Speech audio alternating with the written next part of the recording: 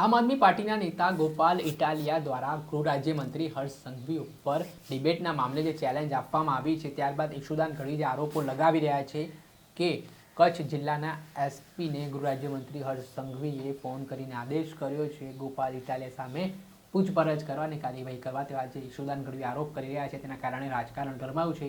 આ મામલે જ આજે આમ આદમી પાર્ટીના નેતા ગોપાલ ઇટાલિયા કચ્છ પોલીસ કચેરી ખાતે હાજર પણ થવા ગયા હતા ત્યારે તેમણે શું નિવેદન આપ્યું છે વિગતે વાત કરી આ વિડીયોમાં। નમસ્કાર દર્શક મિત્રો, સ્કાયનેટ મીડિયામાં આપનું સ્વાગત છે। હું છું ફૈઝાન। છેલ્લા થોડાક સમયથી કચ્છ જિલ્લાના ગાંધીધામનો નકલી ઈડીનો મુદ્દો હવે આ દિવસોમાં ખૂબ ગાજતો દેખાઈ રહ્યો છે।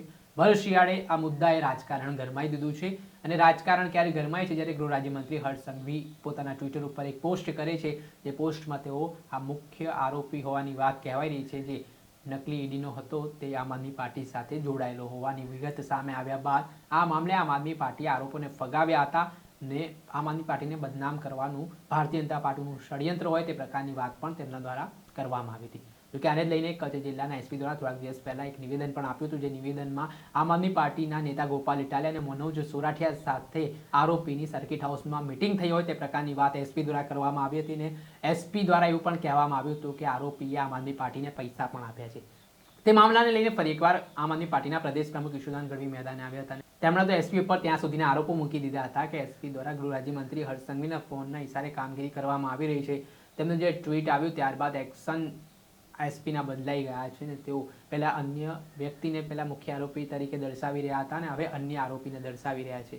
ત્યારે આ મામલાને લઈને આજે આમ આદમી પાર્ટી નેતા ગોપાલ ઇટાલિયા કચ્છ જિલ્લામાં પહોંચ્યા ત્યારે તેમણે શું વાત કહી છે તે સાંભળી લો।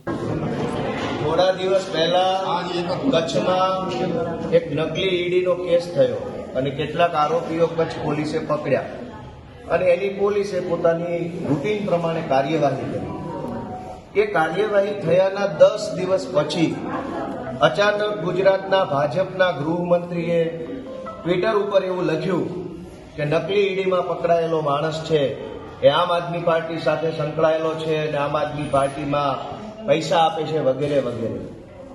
ભાજપના ગૃહમંત્રીએ ટ્વીટ કર્યા પછી કચ્છ પૂર્વના એસપી ભાજપનો હાથો બનીને હર્ષ સંઘવીનો હાથો બનીને એક નકલી પ્રેસ કોન્ફરન્સ જેવો માહોલ ઉભો કરી ખાનગી વ્યક્તિ પાસે એસપીએ પોતાની ચેમ્બરમાં એક વિડીયો રેકોર્ડ કરાયો અને આ વિડીયો જે ઓફિશિયલ પ્રેસ કોન્ફરન્સ નહોતી, આ વિડીયો જાહેર પ્રેસ નિમંત્રણથી બનેલો નહોતો, એવો ઈરાદાપૂર્વકનું ષડયંત્ર કરી અને એસપીએ આમ આદમી પાર્ટીની પ્રતિષ્ઠા ખરડાય, આમ આદમી પાર્ટીની છબી ખરાબ થાય, ગોપાલ ઇટાલિયા વિશે ખરાબ છાપાઓમાં છપાય એવા બદઇરાદાથી ભાજપનો હાથો બની કચ્છ પૂર્વના એસપીએ એવું નિવેદન આપ્યું કે ગોપાલ ઇટાલિયાની તપાસ કરવામાં આવશે।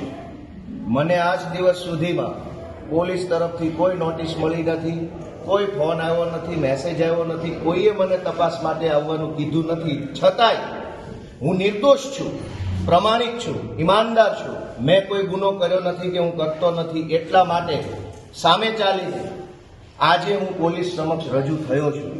મારા ઉપર કચ્છ પૂર્વના એસપીએ જે બેબુનિયાદ વાહિયાત આરોપો લગાવ્યા છે એ તમામ આરોપોનો જવાબ આપવા માટે હું અહીંયા આવ્યો છું। પોલીસ ખાતા તરફથી જે કાંઈ પ્રશ્ન મને પૂછવો હોય, જે તપાસ કરવી હોય, જે કાંઈ એની પ્રોસેસ આવતી હોય એમાં હું સહયોગ આપવા માટે આવ્યો છું। હું કચ્છ પૂર્વના એસપી અને જે કાંઈ તપાસ અધિકારીને વિનંતી કરું છું તમારી તપાસ ચાલુ કરો। હું અહીંયા જવાબ આપવા માટે આવ્યો છું અને જે કાંઈ પોલીસની કાર્યવાહી હોય એમાં સહયોગ કરવા આવ્યો છું।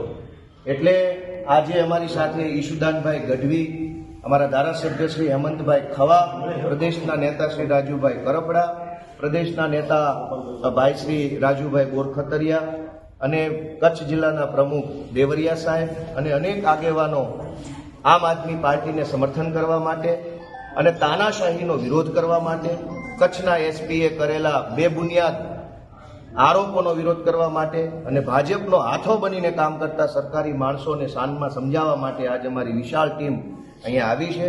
હવે હું વિનંતી કરું છું કે જે કાંઈ તપાસની પ્રક્રિયા હોય એ ચાલુ કરે। આજ આમ આદમી પાર્ટીના નેતા ગોપાલ ઇટાલિયા જેઓ સતત ગૃહ રાજ્યમંત્રી હર્ષ સંઘવીને પડકાર ફેંકી રહ્યા છે અને આજે તેઓ પોતે નિર્દોષ હોવાની વાત કરી રહ્યા છે અને કહી રહ્યા છે કે મને ખોટી રીતે ફસાવાનું કાવતરું ઘડવામાં આવી રહ્યું છે, મારી છબીને ડાઘ લગાડવાના પ્રયાસો પણ કરવામાં આવી રહ્યા છે. તે જ મામલે તેઓ આજે જાતે જ પોલીસ સ્ટેશનમાં નિવેદન નોંધાવવા માટે પહોંચ્યા હતા અને જે આરોપો તેમના પર થઈ રહ્યા છે, આમ આદમી પાર્ટી ઉપર થઈ રહ્યા છે, તે આરોપોને પણ તેઓ ફગાવતા જોવા મળી રહ્યા છે. દર્શક મિત્રો, સ્કાયનેટ મીડિયાને આપ લાઇક કરી લો, સબસ્ક્રાઇબ કરી લો અને શેર કરવાનું ભૂલતા નહીં.